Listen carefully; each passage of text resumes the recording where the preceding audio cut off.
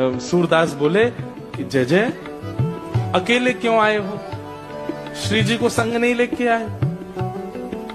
ठाकुर जी बोले मैंने इसको नेत्र तो दिए नहीं, इसको दिखा कैसे कि श्री जी नहीं आई हैं?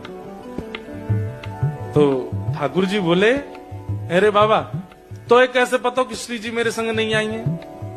बगल में ही ठाड़ी है तो दिखना है रही हैं। तू तो आंधरो है ना, अंधो है तो कैसे दिखेंगी? बगल में ही खड़ी है श्री जी। तो वो सूरदास जोर से हंसने लगे, हंस के बोले मुझे मत बनाओ, मुझे पता है श्री जी नहीं आई हैं। तो कैसे पता कि श्री जी नहीं आई हैं? बोले क्योंकि इतनी देर हो गई आपको आए हुए, अभी तक मैं अंधा ही हूं। श्री जी अगर आई होती ना, प्रकट होती, सबसे पहले आंख दे देती बिना बोले।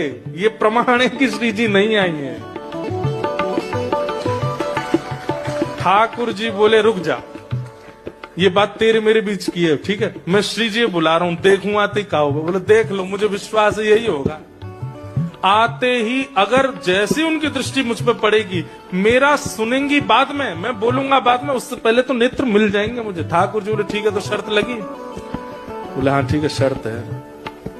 बदले में क्या दोगे? ठाकुर जी बोले हर दिन हम दोनों युगल प्रकट होंगे, जब तक तू जीवित रहेगो तो दर्शन देंगे। अगर श्री जी ने ऐसा कर दियो तो। बोले हाँ ठीक है। ठाकुर जी ने पुकारा किशोरी जी को, हे राधे वृषभानुभूप तनये, हे किशोरी जी, हे श्यामाजू, हे लाडली जू, प्रकट है जाओ। आहा, जैसे ही ठाकुर जी ने पुकार करी है, तभी एक पुष्प प्रकट हुआ, और पुष्प की कलियां जैसे ही खिलने लगी हैं, विशाल होती चली गईं, और उस पर तप्त कांचन गौरांगी श्री राधे वृंदावनेश्वरी जैसे ही प्रकट हुई हैं। प्रकट होते ही किशोरी जी ने सामने उस सूरदास को जैसे ही देखा, ठाकुर जी बुला रहे हैं, पर ठाकुर जी को ने जैसे ही नेत्र खोल करके सूरदास को देखा, तुरंत किशोरी जी ने नेत्र बंद करके दोनों भुजा उनके नेत्रों पर फेरी, और उनके नेत्र प्रकट हो गए। और जैसे ही नेत्र प्रकट हो, फिर बोली हाँ श्याम सुंदर, आपने बुलाया था हमको, बढ़िया किया आपने आकर के, हार गए हम तो, अब क्या करना है?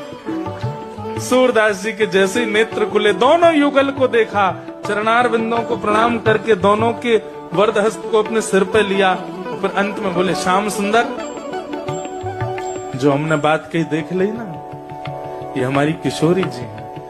आपसे कहना पड़ता है, इनसे कहना नहीं पड़ता। ये तो दीन दुखियों की जैसे ही कुछ अभाव को देखती है ना, इतनी दयामयी है, इतनी करुणामयी है, तुरंत प्रदान कर देती है। ये हमारी किशोरी